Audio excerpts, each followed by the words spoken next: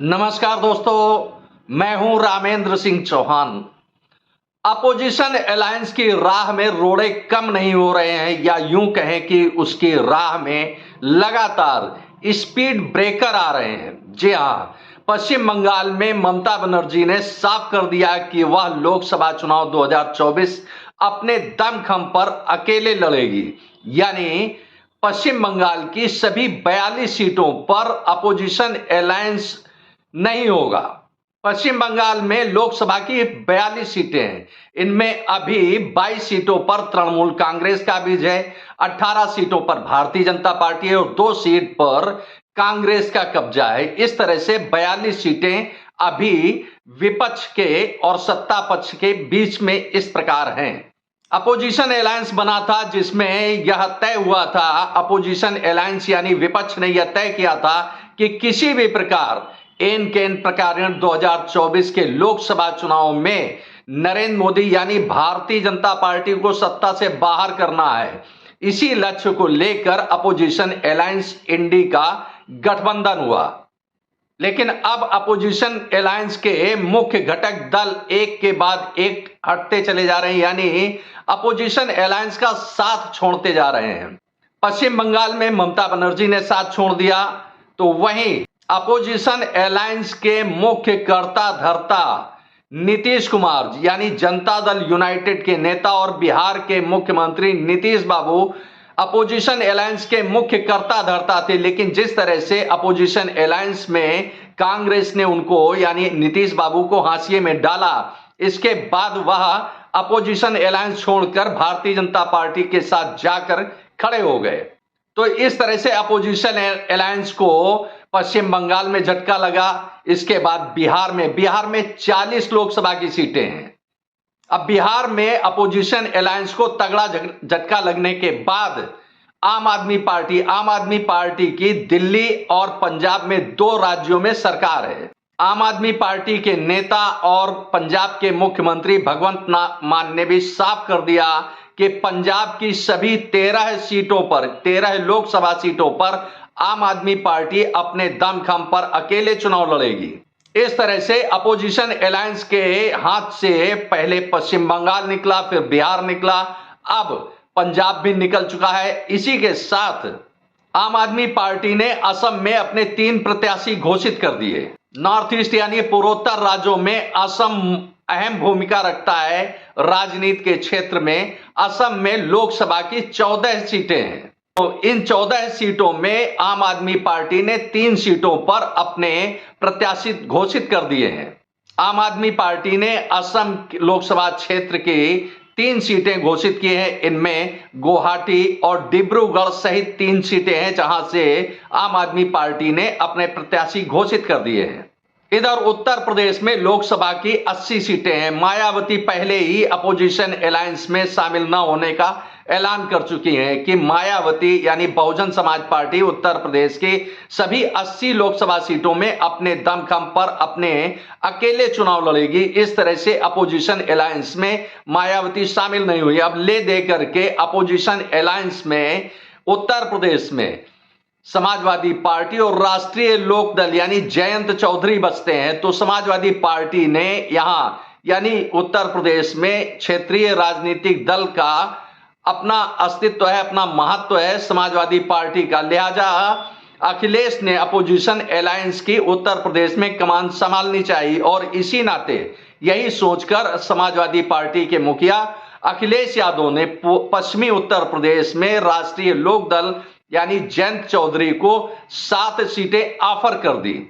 अब जयंत चौधरी यानी राष्ट्रीय लोकदल पसोपेश में है कि वह अपोजिशन अलायंस में साथ में रहे या भारतीय जनता पार्टी के साथ में चला जाए, क्योंकि 2014 और 2019 के लोकसभा चुनाव में राष्ट्रीय लोकदल विपक्ष के साथ यानी समाजवादी पार्टी और अन्य दलों के साथ मिलकर पश्चिमी उत्तर प्रदेश में चुनाव लड़ा, लेकिन उसे पश्चिमी उत्तर प्रदेश में राष्ट्रीय लोकदल को 2014-2019 में एक भी सीट नहीं मिली।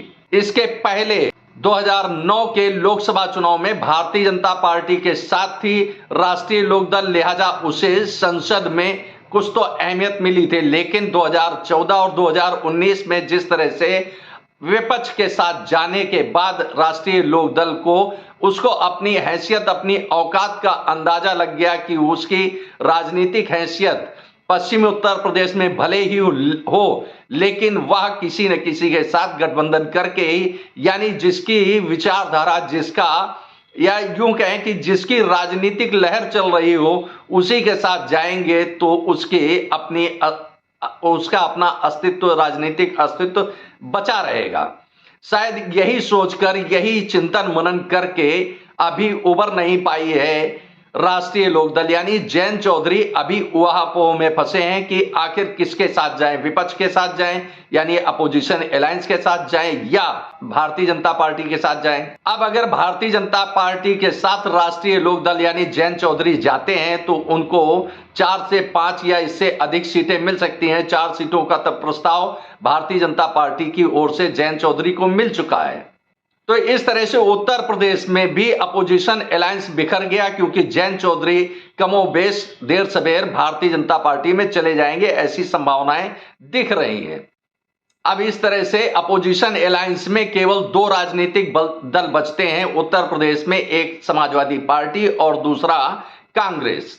समाजवादी पार्टी और कांग्रेस के बीच में भी अभी तक सीटों का बंटवारा नहीं हो पाया है, लिहाजा साफ है, तस्वीर साफ है कि दोनों दल अपने अपने हिसाब से अपने अपने प्रत्याशी उतारेंगे चुनाव मैदान में। जैसा कि आम आदमी पार्टी के मुखिया और दिल्ली के मुख्यमंत्री अरविंद केजरीवाल कई बार कांग्रेस के मुख्य लोगों से, यानी कांग्रेस के अध्यक्ष मल्लिकार्जुन खड़गे, वरिष्ठ नेता और कांग्रेस के पूर्व अध्यक्ष सोनिया गांधी, राहुल गांधी से 1-2 बार नहीं कई बार मुलाकात कर चुके हैं, लेकिन अभी तक सीटों का बंटवारा साफ नहीं हो पा रहा है, जिससे खींचकर या यूं कहें कि झल्लाकर या परेशान होकर आम आदमी पार्टी ने आखिरकार असम में अपने 3 प्रत्याशी घोषित कर दिए।